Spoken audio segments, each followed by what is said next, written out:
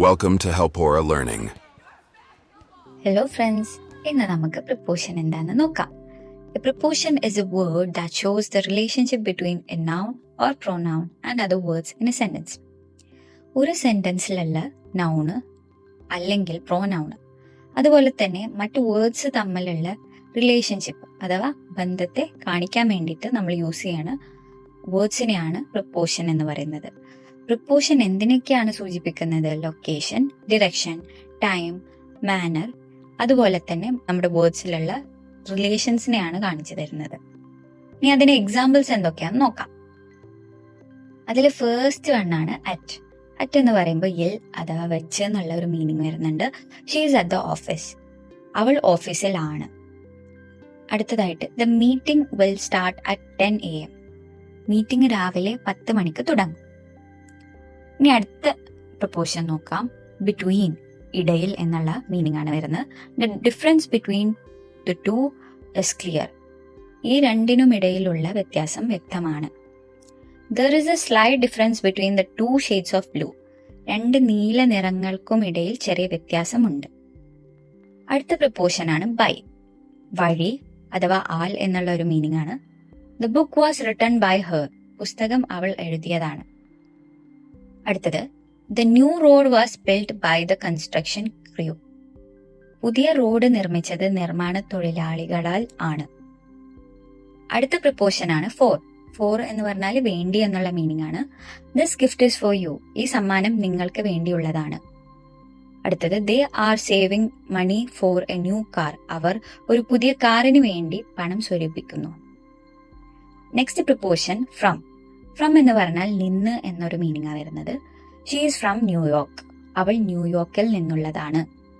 He took the key from his pocket. അവൻ കീശയിൽ നിന്ന് താക്കോലെടുത്തു. അടുത്ത പ്രപ്പോഷൻ ആണ് ഇൻ. ഇൻ എന്ന് പറയുമ്പോൾ എൽ അഥവാ അകത്ത് എന്നുള്ള മീനിങ് കൂടി ഉണ്ട്. She is in the kitchen. അവൾ അടുക്കളയിൽ ആണ്.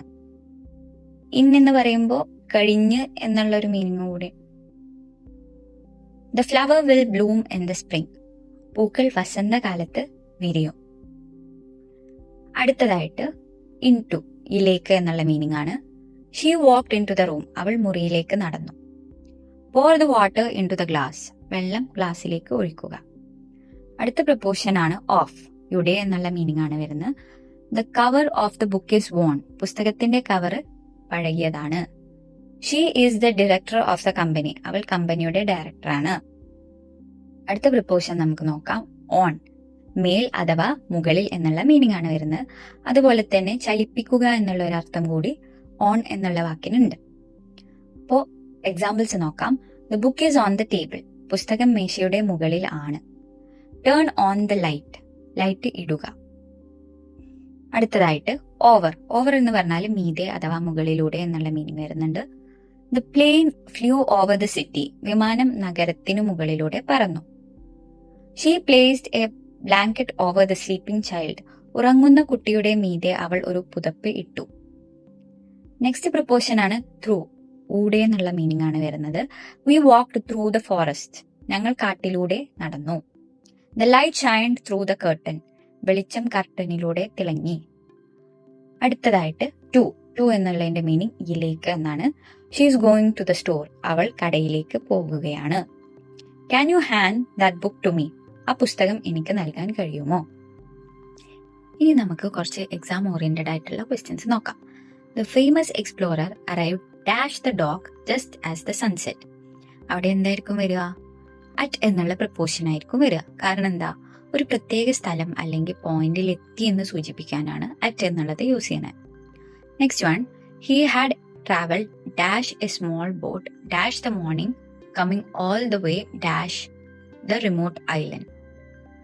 അവിടെ എന്തായിരിക്കും? ഹി ഹാഡ് ട്രാവൽ ഒരു സ്മോൾ ബോട്ട് മാർഗം എന്നുള്ളതാണ് സൂചിപ്പിക്കുന്നത്. അപ്പൊ എന്താണ്? ബൈ എന്നുള്ള പ്രപ്പോഷൻ ആണ് അവിടെ നമ്മൾ യൂസ് ചെയ്യുക.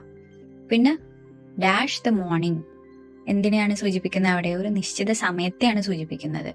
അപ്പൊ നമ്മൾ ഫോർ എന്നുള്ള പ്രപ്പോഷൻ ആണ് അവിടെ യൂസ് ചെയ്യുക.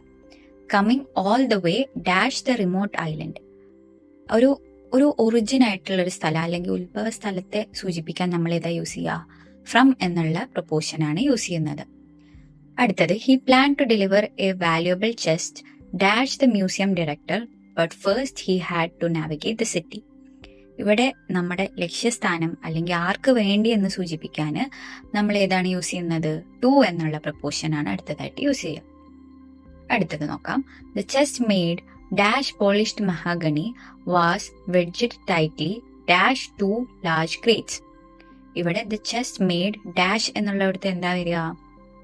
ഒരു വസ്തു ഉണ്ടാക്കിയ പദാർത്ഥത്തെയാണ് സൂചിപ്പിക്കുന്നത്. അപ്പോൾ ഓഫ് എന്നുള്ളതാണ് വരിക. Was wedged tightly dash two large crates. രണ്ട് ലാർജ് ക്രേറ്റ്സിന്റെ ഇടയിൽ എന്ന് പറയാൻ എന്താണ്? ബിറ്റ്വീൻ എന്നാണ് നമ്മൾ യൂസ് ചെയ്യുക അല്ലേ? He paid the porter dash cash who then help him move the chest dash the narrow alleyway. എന്താണ് ഇവിടെ പറയുന്നത്? പോർട്ടറിന് ക്യാഷ് മാർഗം അല്ലെങ്കിൽ പണം എന്നുള്ള ഒരു മോഡ് ഓഫ് പേയ്മെന്റിനെ കാണിക്കാൻ നമ്മൾ എന്താ പറയാ? ഇൻ എന്നുള്ള പ്രപ്പോഷൻ ആണ് യൂസ് ചെയ്യുക. Who then help him move the chest dash the narrow alleyway എന്ന് പറഞ്ഞു കഴിഞ്ഞാൽ എന്താണ്? ഒരു തടസ്സത്തിന്റെ മുകളിലൂടെ കടന്നു പോവുക എന്നുള്ള ഒരു മീനിങ് ആണല്ലോ ഇവിടെ വരിക. അപ്പോൾ ഓവർ എന്നുള്ള പ്രപ്പോഷൻ ആണ് നമ്മളിവിടെ യൂസ് ചെയ്യുന്നത്. Finally he lifted the chest dash his shoulder while dash the main gate and stepped dash the silent courtyard. He finally lifted the chest dash his shoulder എന്നുള്ളതിന്റെ എന്തായിരിക്കും വരിക?